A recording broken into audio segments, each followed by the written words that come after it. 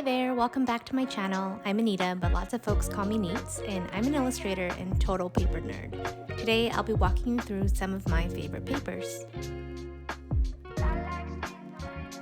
First up is this Hakuho paper I discovered this year from the Awagami Factory.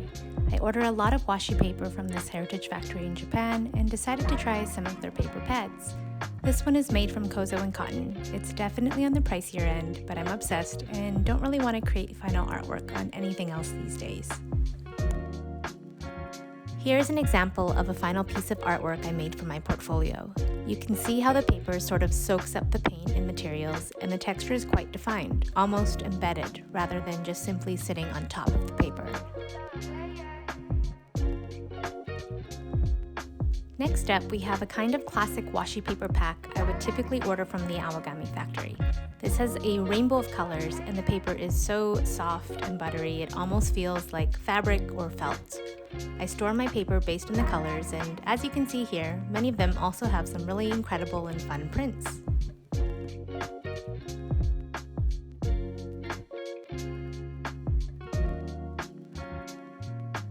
Next is another new to me discovery this year, the bamboo paper pad from Awagami. I got it to try, and I'd say in the absence of the Hakuho paper, this is another favorite.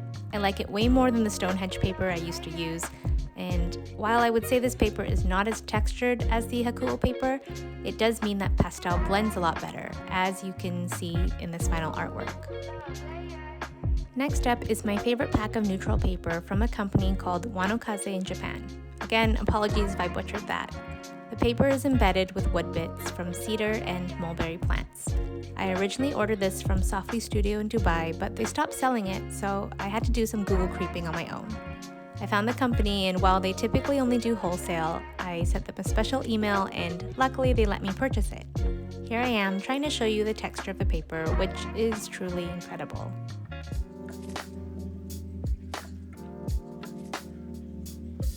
Next up is my Gekkoso Drawing Pad. I have a lot of these kicking around, and as you can see, I just kind of put things in them, but I particularly like the thin paper version as it feels almost like tracing paper. I like to use them when making my Soft Sunday comics because I trace over the pencil sketches with ink using a light box. Next is a notebook I purchased from Sofly Studio in Dubai. It is made in India using recycled cotton rags, and out of all of my papers and notebooks, this one feels the most textured and the most handmade. It even has deckled edges. Recently I used it for printmaking to create my snail monoprint, as it was soft enough to be embossed easily, and also the lovely texture is quite visible with the oil paint ink. Next is my go-to notebook for writing and rough sketching. It's a Madori MD blank notebook, and I've been using this brand for years. The paper feels soft and creamy, and any writing utensil just glides on top easily. As you can see, this is used for very rough sketches, just trying to get ideas onto paper, as well as scribbles, doodles, and color testing.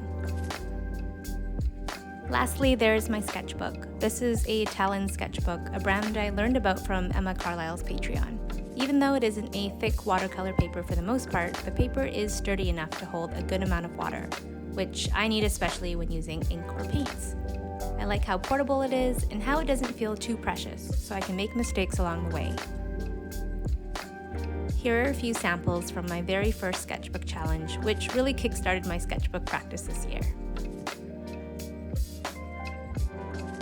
Okay, one more paper as a bonus. This is also from Awagami, and it's what my nieces call sparkle paper.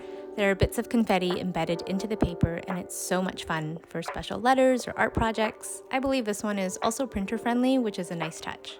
And that's it, a little sneak peek into some of my favorite papers right now. If you like this video, be sure to like and subscribe, and let me know in the comments what else you would like to see from this channel.